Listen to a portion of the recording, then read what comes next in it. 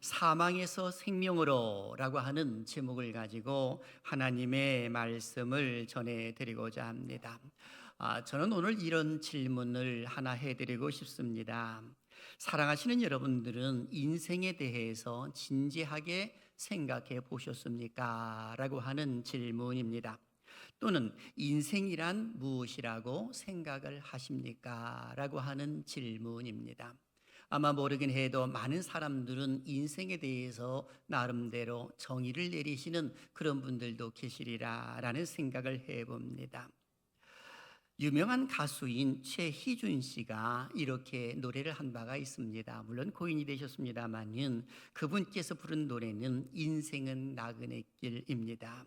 인생은 나그네 길, 어디서 왔다가 어디로 가는가. 구름이 흘러가듯 떠돌아가는 길에 정일랑 두지 말자, 미련일랑 두지 말자.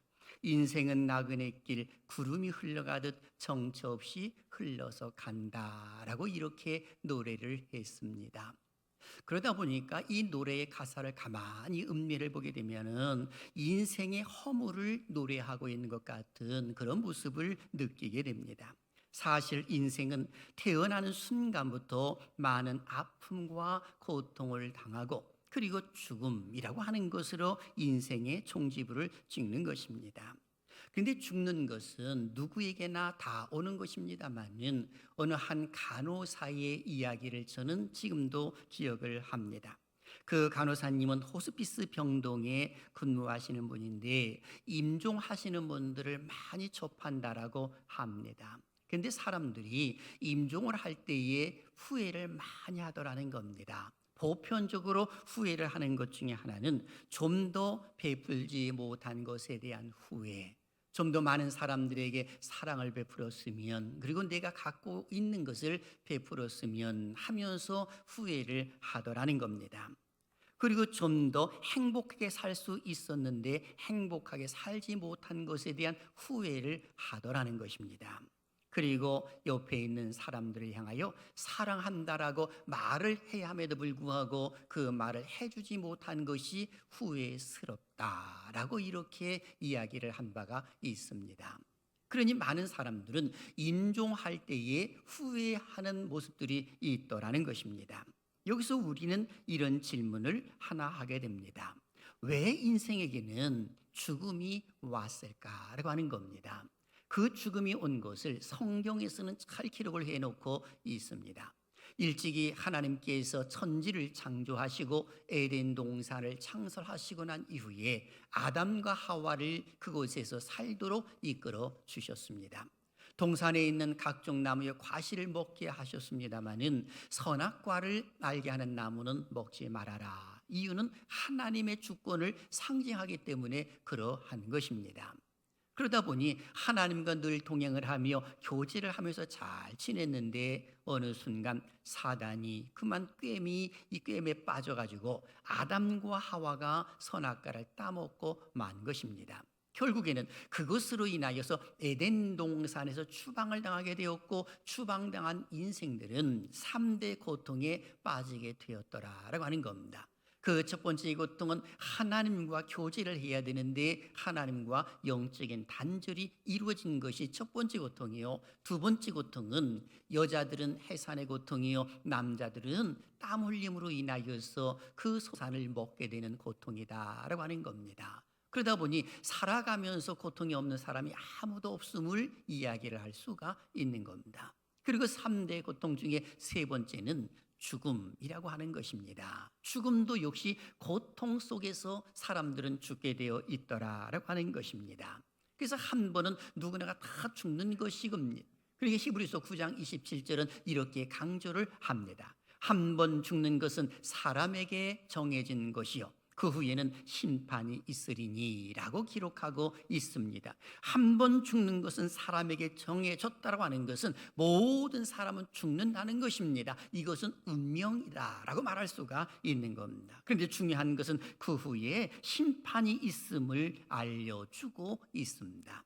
그 심판은 죽고 난 이후에 받는 심판입니다마는 세상 속에서 어떻게 살았느냐에 따라서 심판을 받더라라고 하는 것입니다. 어떤 사람은 심판 앞에 섰을 때에 지옥 형벌을 면치 못하는 사람이 있는가 하면 어떤 사람은 천국에 가는 사람들도 있더라라고 하는 겁니다. 사실 세상에 살면서 너나 할 것 없이 모든 사람들은 죽음을 맞이합니다. 곧 사망한다라고 말할 수가 있는 겁니다. 그런데 놀랍게도 하나님께서는 생명을 얻을 수 있는 길, 곧 천국에 갈 수 있는 길을 제시해 놓으셨는데 바로 예수 그리스도를 믿느냐 믿지 아니하느냐라고 하는 것을 이야기를 해주고 있습니다. 오늘 본문 말씀도 보게 되면 사망에서 생명을 얻을 수 있는 비밀을 우리에게 제시를 해주고 있습니다.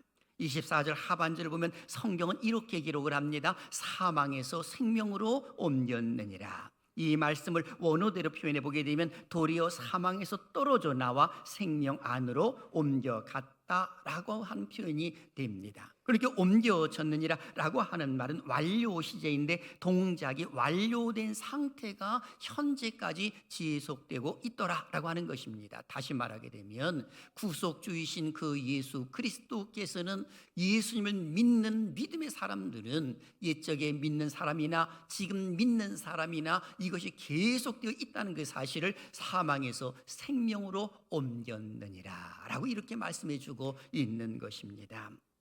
저는 이 말씀을 근거로 해서 세 가지 질문을 통해 말씀을 통해 은혜를 나누고자 합니다. 첫째는 예수님은 누구신가 라고 하는 것입니다. 그리고 둘째는 왜 우리가 예수님을 믿어야 하는가. 그리고 세 번째는 예수를 믿는 자로서의 삶은 어떻게 사는 것이 옳을까라고 하는 것입니다. 사실 세상에 많은 사람들은 나름대로의 신앙을 갖고 있는 것을 봅니다. 그러다 보니 어떤 사람은 말합니다. 모든 종교는 다 똑같은 것이지 라고 말하기도 합니다. 그런데 실상은 그렇지 않습니다. 세상에 속해 있는 모든 종교들은 크게 두 가지로 나누어지게 되는 것인데 종교학에서는 자력 구원과 그리고 또 하나는 타력 구원을 이야기를 하고 있습니다. 자력 구원이라고 하는 것은 스스로 내가 이 신을 찾아감으로 인하여 구원받는 것을 일컬어 말하는 것이고 타력의 구원이라고 하는 것은 이 자기 자신 스스로 하지 아니하는 타자에 의해서 구원받는 것을 일컬어 말해주고 있는 겁니다. 그런 거로 기독교를 제외한 거의 대부분의 모든 종교는 자력 종교라고 말할 수가 있을 듯합니다. 그런데 기독교는 자력 종교가 아니라 타력의 종교로 은혜로 하나님의 사랑으로 구원받는 것이다 라고 이렇게 정의를 내릴 수가 있을 것입니다. 그 이유가 있습니다. 여러분 한번 깊이 생각해 보시길 바랍니다. 수영을 하지 못하는 사람이 물에 빠졌습니다. 물에 빠져서 허우적거립니다. 살려달라고 아우성을 칩니다. 수영을 못하기 때문에 그는 거기서 도저히 헤어나오지를 못하는 것입니다. 다른 사람이 들어가서 구해주든지 아니면 밧줄을 던져서 그 사람을 끄집어내든지 그렇게 해야만이 그 사람이 살아날 수가 있는 것 아니겠습니까? 깊은 웅덩이에 어떤 사람이 빠졌다라고 생각해 보십시오. 그 사람의 깊은 웅덩이에서 스스로 나올 수가 있을까요? 절대로 나올 수가 없는 겁니다. 그 누군가 와가지고 사닥다리를 내려놓고 그 사람을 업어서 올린다든지 아니면 어떤 기구를 통해서 그 사람을 끄집어내야만이 그 사람이 살아날 수가 있는 겁니다. 마치 우리 모두는 아담과 하와가 지은 원죄를 가지고 태어나기 때문에 그 죄만으로도 우리는 지옥 갈 수밖에 없는 겁니다. 그리고 세상 속에 살면서 우리는 고범죄를 할 수 있는 자범죄를 짓습니다. 눈으로 보는 것이라든지 마음으로 생각하는 것이라든지 그 외의 행동으로 짓는 것이라든지 모든 것들이 죄와 연결되어 있음으로 인하여서 이 죄만으로도 우리는 천국 갈 수가 없습니다. 모두가 다 지옥에 갈 수밖에 없는 사람들이다라고 하는 것입니다. 그런데 우리 하나님께서는 그 인생들을 불쌍히 여겨주셔서 독생자이신 예수 그리스도를 이 땅에 보내주셨던 것입니다. 자, 그렇다면 예수 그리스도는 누구일까라고 하는 것입니다. 예수님은 그 근본은 하나님이십니다. 빌립보서 2장 5절 이하에 잘 기록이 되어 있습니다. 너희 마음이 이 마음을 품으라 곧 그리스도 예수의 마음이니 그는 근본 하나님의 본체시나 하나님과 동등됨을 취할 것을 여기지 아니하시고 사람의 모양으로 나타나셨음에 하시면서 하늘 보좌를 버리시고 낮고 낮은 이 땅에 오셨다라고 성경은 기록을 해놓고 있습니다. 비하하셨다는 겁니다. 인카네이션이라고도 표현을 합니다. 성육신 되셨다라고도 말하기도 하는 것입니다. 그렇다면 예수님은 왜 이 땅에 오셔야 하셨을까요? 바로 우리의 죄 때문에 그런 겁니다. 원죄와 그 자범죄를 해결하시기 위하여 예수님이 이 땅에 오셔서 십자가에 달려 죽으시기 위하여 오셨더라라고 하는 겁니다. 그래서 빌립보서 2장 8절은 이렇게 기록을 하지요. 사람의 모양으로 나타나사 자기를 낮추시고 죽기까지 복종하셨으니 그 십자가에 죽으심이라 라고 성경은 기록을 해놓고 있습니다. 아담과 하와의 원죄로 인하여 죽어야 할 인생들을 사망에서 생명을 주시기 위하여 하나님은 세상을 이처럼 사랑하사 독생자를 주심으로 인하여서 누구든지 예수 그리스도를 믿으면 사망에서 생명으로 옮겨진다는 그 사실을 알려주고 있는 겁니다. 예수를 믿지 아니하면 세상에 있는 모든 사람들은 죄인입니다. 그래서 로마서 3장 10절은 기록하지요. 기록된 바 의인은 없나니 하나도 없으며 라고 기록하고 있고, 로마서 3장 23절도 모든 사람이 죄를 범하였음에 하나님의 영광에 이르지 못하더니 라고 기록하고 있습니다. 모든 사람이 다 죄를 범했다라고 하는 것입니다. 그 사람이 자기 몸을 불사르게 되어준다 하더라도 죄 가운데에서 그와 같은 행동을 하기 때문에 역시 하나님의 영광이 되지 못함을 알려주고 있습니다. 이를 해결하기 위하여서 예수 그리스도께서 이 땅에 오셨더라라고 하는 겁니다. 그래서 예수님은 실제로 십자가에 달려 돌아가심으로 인하여서 엘리 엘리 라마 사박다니 외치셨습니다. 아버지여 아버지여 내 영혼을 부탁하나이다가 또 이야기를 하시고, 그리고 다 이루었다 하시면서 운명을 하시는 그런 모습들이 일어났던 것입니다. 심지어는 십자가에 달려 돌아가시는 그 순간 속에서 아버지여 아버지여 어찌하여 나를 버리시나이까, 얼마나 고통스러우셨는지. 그런데 예수님은 그 고통을 참으신 것은 바로 우리 인생들을 구원하시기 위하여서 그 고통을 참으셨다라고 말할 수가 있는 겁니다. 그런 거로 예수님을 통해서 이제 하나님과 단절되었던 영적인 교제를 할 수가 있는 그 모습들이 일어났더라라고 하는 것입니다. 자, 그렇다면 우리는 또 다른 질문을 하나 하고 싶습니다. 우리가 왜 예수 그리스도를 믿어야 할까요? 그 이유에 대해서는 오늘 본문에서 두 가지를 제시를 해주고 있습니다. 그 첫째는 예수님께서 심판의 권세를 갖고 계시기 때문에 그렇습니다. 22절과 23절은 이렇게 기록을 하죠. 먼저 22절을 보십시오. 읽어봅니다. 시작. 아버지께서 아무도 심판하지 아니하시고 심판을 다 아들에게 맡기셨으니. 아멘. 여기 맡기셨으니라는 말의 원어 시제는 완료로, 이 완료로서 현재 나타나는 결과나 그 상태의 강조점이 있습니다. 즉 모든 사람에 대한 심판은 이제 하나님이 갖고 계신 것이 아니라 그 아들이신 예수 그리스도께 넘겨놓으셨다라고 말하는 겁니다. 이것이 심판을 다 아들에게 맡기셨으니 라고 이렇게 기록하고 있는 겁니다. 그런 거로 예수님을 높이면 하나님이 높아지는 것이고, 예수님을 거부하게 되면 하나님 아버지를 거부하는 결과가 나오는 것입니다. 그래서 23절에 이렇게 기록하는 것입니다. 또 읽어볼까요? 시작.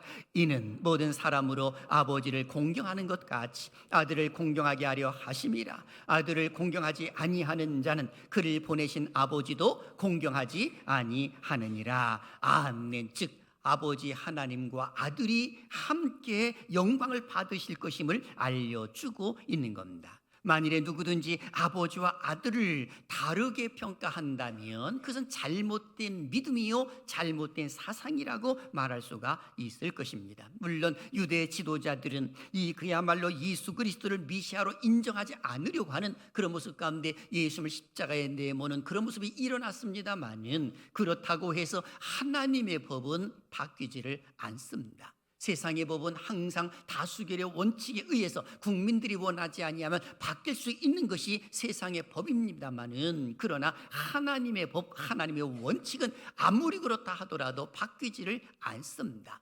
예수 그리스도를 아니하고는 천국에 갈 수가 없고요, 예수를 믿지 아니하고는 천당에 갈 수가 없는 겁니다. 이것은 불변입니다. 그런 거로 우리의 중보자는 딱 한 분밖에 없으십니다. 누굽니까? 예수 그리스도가 우리의 중보자가 되어 주시는 겁니다. 하나님께로 갈 수 있는 유일한 길은 예수님밖에 없다는 것이죠. 그 외에 다른 사람들이 내가 메시아네, 내가 구원주네 절대 속지 마시기를 바랍니다. 그래서 디모데전서 2장 5절은 이렇게 기록을 합니다. 큰 소리로 읽습니다. 시작. 하나님은 한 분이시요 또 하나님과 사람 사이에 중보자도 한 분이시니 그 사람이신 그리스도 예수라. 아멘. 우리의 중보자는 한 분밖에 없습니다. 그분이 누굽니까? 그리스도 예수라고 강조를 해주고 있습니다. 예수를 믿지 아니하게 되면 복만 받을 뿐입니다. 그러나 예수를 믿게 되면 사망에서 생명으로 옮겨짐으로 인하여서 천당 갈 수가 있는 것이고, 세상 속에서도 하나님의 보호를 받을 수가 있는 겁니다. 그리고 두 번째, 영생함을 얻을 수 있기 때문에 예수님을 믿어야 하는 것입니다. 오늘 본문 24절은 이렇게 기록을 합니다. 내가 진실로 진실로 너희에게 이르노니 내 말을 듣고 또 나 보내신 이를 믿는 자는 영생을 얻었고 심판에 이르지 아니하나니 사망에서 생명으로 옮겼느니라 라고 기록하고 있습니다. 예수님께서 얼마나 강조를 하셨는지 두 번씩이나 진실로 진실로 라고 말씀하셨습니다. 강조해주고 계시는 것이거든요. 이것이 반드시 기억해야 된다는 그 사실을 예수님께서도 이야기를 해주신 겁니다. 뭐라고 말씀하셨습니까? 내 말을 듣고 또 나 보내신 이를 믿는 자는 하면서 영생을 얻었고 라고 표현해주고 있습니다. 곧 예수 그리스도를 믿는 자는 영생을 얻었다라고 말씀해주고 있는 겁니다. 예수를 믿지 아니하게 되면 영생이 없는 거죠. 그리고 예수를 믿는 자는 벌써 영생함의 반열쇠에 서 있는 것이고, 예수님을 믿는 자는 하나님을 아버지라 부를 수가 있는 겁니다. 그래서 요한복음 1장 12절에 영접하는 자 곧 그 이름을 믿는 자들에게는 하나님의 자녀가 되는 권세를 주셨으니 라고 기록하고 있는 겁니다. 예수를 믿는 사람들은 이제 하나님을 아버지라고 부를 수 있는 그런 모습들이 일어나는 것입니다. 예수를 믿는 그 순간에 죄인이었던 사람이 의인이 되는 것이고, 마귀의 자식이었던 사람이 이제는 하나님의 자녀가 되는 그런 모습들이 일어나는 것입니다. 완전히 바뀌었다라고 말할 수가 있는 겁니다. 그렇습니다. 왜 인생들이 예수님을 믿어야 합니까? 예수님께서 심판의 권세를 갖고 계시기 때문에 예수님을 믿어야 되는 것이고, 예수 그리스도를 믿는 순간에 영생함을 얻을 수 있는 복이 있기 때문에 예수 그리스도를 믿어야 하는 것이다 라고 하는 겁니다. 기억하십시오. 죽음 후에 반드시 두 길밖에 없습니다. 천국이냐 아니면 지옥이냐라고 하는 것입니다.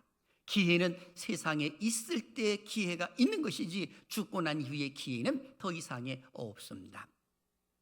성경에 예가 있습니다. 누가복음 16장 19절서부터 31절까지 보게 되면 이 부자와 나사로의 비유를 예수님께서 설명해 주신 것이 기록되어 있습니다. 부자는 연락하면서 삽니다. 호화로이 연락을 즐기면서 이 상을 차려놓고 이 춤추면서 살아갑니다. 이와 반면에 이 거지 나사로는 그 집 대문 앞에 누워 살던 거지 나사로, 부자의 상에서 떨어지는 것으로 연명을 하고 살아갑니다. 몸이 병이 들었습니다. 그리고 상처난 것은 친구들이 없다 보니까 개들이 와서 핥는 그런 모습들이 일어났습니다. 그러다가 둘이 죽었거든요. 근데 죽고 난 이후에 길이 달라졌습니다. 부자는 지옥에 떨어진 것이고, 그리고 나사로는 이 아브라함의 품에서 안식을 누리고 있는 것입니다.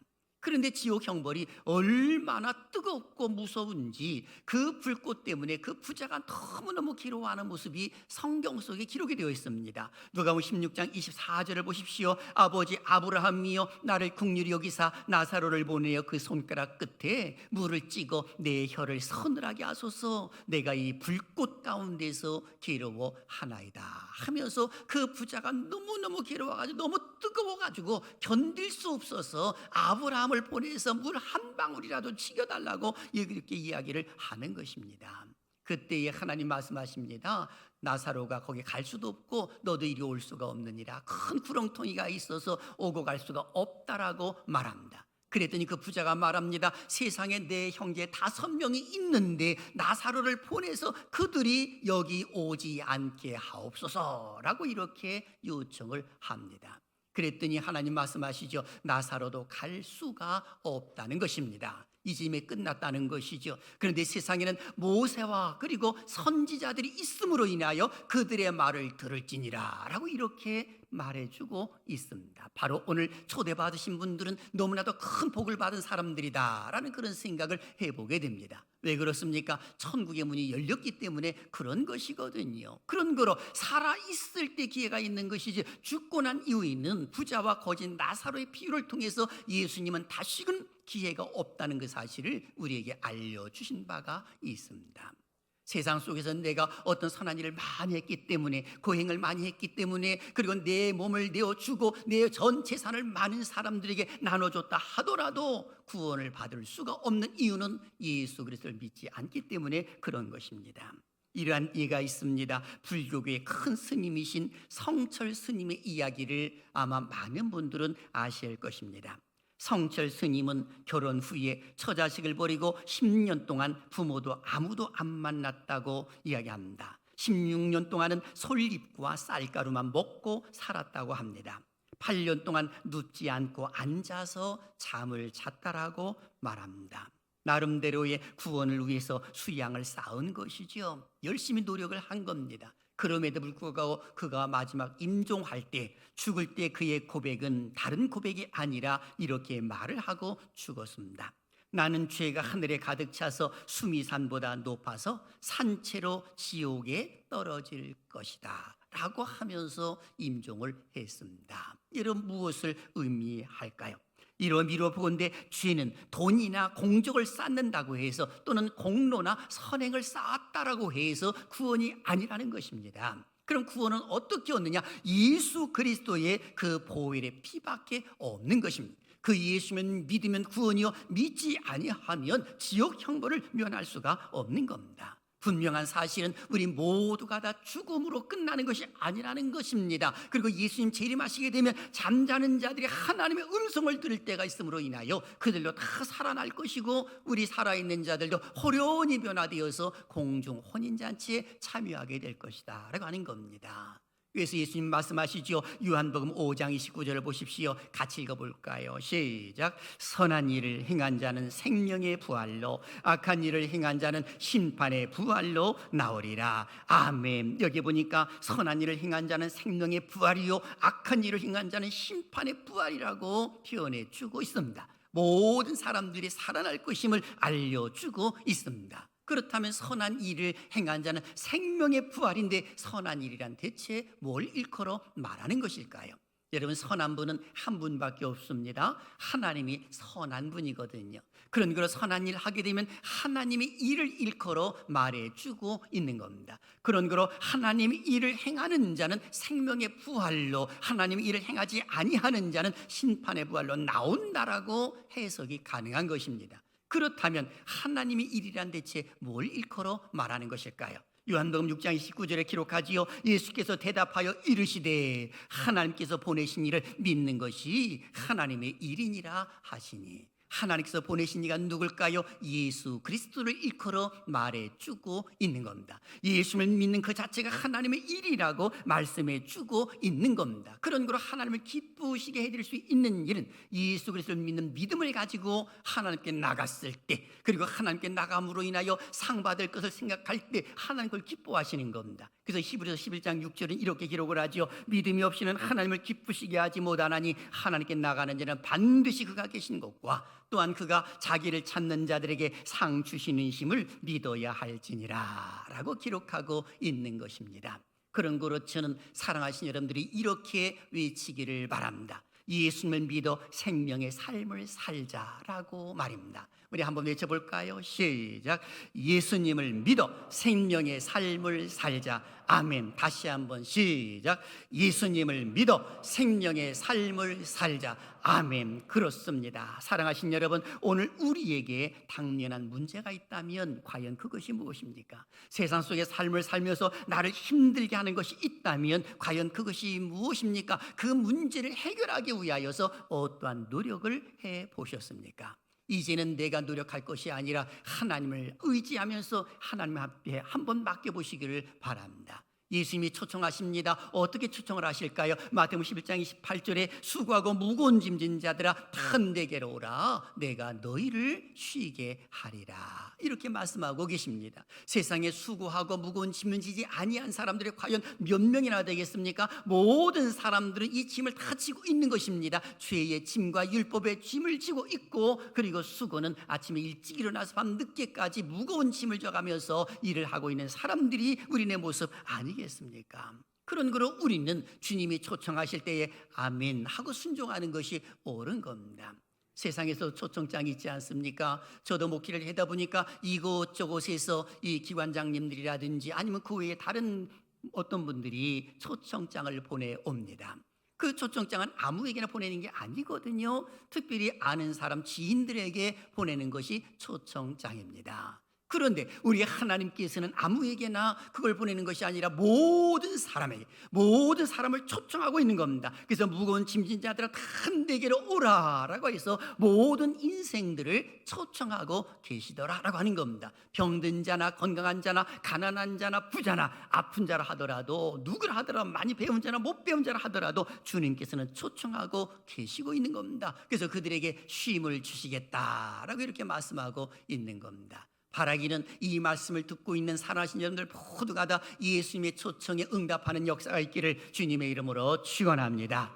그런 거로 이제 우리는 결단하고 새로운 삶을 살아야 합니다. 무엇을 결단합니까? 두 가지만 생각합니다. 첫째는 예수님을 영접하고 예배 드리는 삶입니다.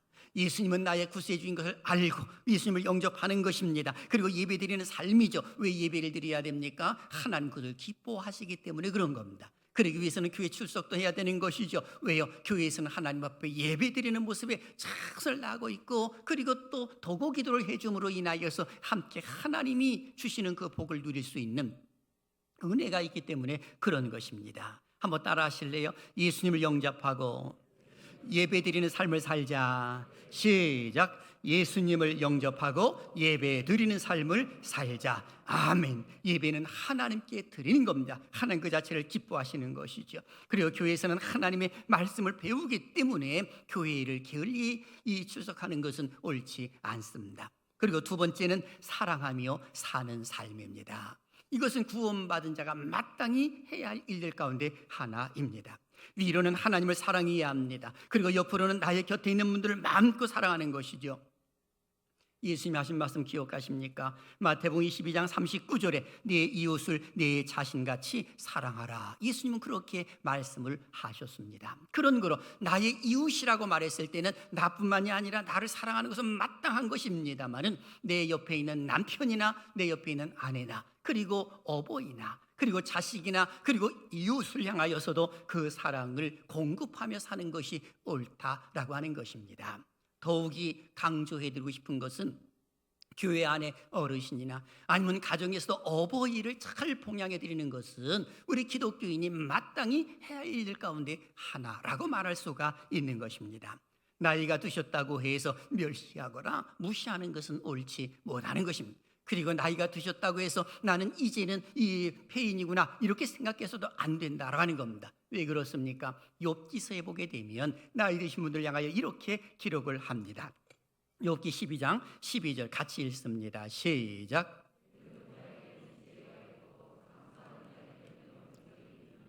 네, 여기 보니까 늙은 자에게는 뭐가 있다고요? 지혜가 있고, 장수하는 자에게는 뭐가 있다고요? 명철이 있느니라. 여기 늙은 자나 장수하는 자 다 같은 의미예요. 그러니까 나이 드신 분들은 지혜가 있고 명철이 있다라고 성경은 기록을 해놓고 있습니다. 그런 거로 나이 드신 분들은 위축될 이유가 전혀 없는 것이고 경험 그 자체가 모든 것들을 자기가 경험해 온 바요. 이 젊은이들은 그 인생 살아올 때에 미지 세계를 걸어가는 것이지 않습니까? 그런 거로 어르신들은 얼마든지 살아본 길이기 때문에 교훈도 줄 수 있고 훈계도 할 수 있는 그 위치에 있다라고 말할 수가 있는 것입니다.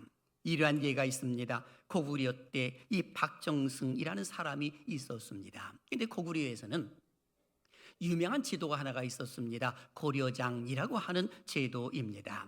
그것은 나이 든 부모를 지게에 짊어지고 산에다가 갖다 버리는 그런 모습을 일컬어 고려장 제도입니다. 그런데 이 박정승이라고 하는 사람이 이 나라법을 어길 수가 없어서 어머니를 등에 비고 그리고 지게에다가 치고 그리고 산에 올라갑니다. 그리고 이제 산속에 도착한 박정승이 어머니께 큰 절을 올립니다. 어머니는 이제 나이가 드셨으니까 큰 절을 올리고 그리고 이제 내려갈 시점에 놓여 있는데 그 어머니가 이렇게 말씀을 하십니다. 얘야, 나라의 법을 어길 수는 없다. 날이 어둡기 전에 어서 내려가라. 내가 길을 잃을까 봐 나뭇가지를 꺾어서 길 표시를 해 놓았단다.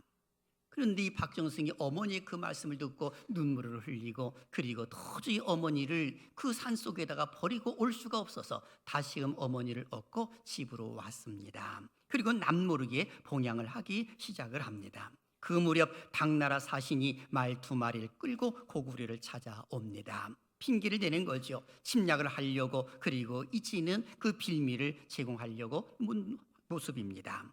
그런데 그들이 말 2마리를 끌고 와서 이야기를 합니다. 이 말은 크기와 생김새가 같다. 어미와 새끼를 가려내 보아라. 그러다 보니까는 어떤 것이 어미고 어떤 것이 새끼인지를 알 수가 없는 겁니다. 왕을 비롯해서 조정 대신들이 회의를 했으나 묘안을 찾지를 못합니다. 박정승이라고 하는 이 사람도 너무나도 길어와가지고 집에 와서 잠을 자지를 못합니다. 그랬더니 그 어머니가 묻습니다. 얘야, 무슨 걱정거리라도 있느냐라고 했더니 자초지정을 이야기합니다. 당나라에서 말 2마리를 비슷한 것을 가지고 왔는데 그 중에 새끼는 누구고 그리고 어미는 무언지를 가려내랍니다. 그런데 아무리 생각을 해도 가릴 수가 없습니다. 이걸로 인하여서 우리나라를 칠 모양입니다 라고 하면서 고민 이야기를 했더니 어머니가 말합니다. 얘야, 그것은 문제가 되지 않는다. 나처럼 나이 먹은 사람이라면 누구나가 알 수 있는 내용이란다. 그러면서 하시는 말씀이 말을 하루 정도 굶겨라. 그리고 여물을 갖다 줘봐라. 제일 먼저 먹는 것은 이 새끼고 늦게 먹는 것이 어미다 라고 알려주었습니다. 아니나 다를까 그대로 하고 그리고 당나라 사신에게 이것이 어미요 이것이 새끼입니다 라고 했더니 화들짝 놀라면서 어떻게 알았느냐라고 하면서 그 사신들은 본국으로 돌아갔습니다.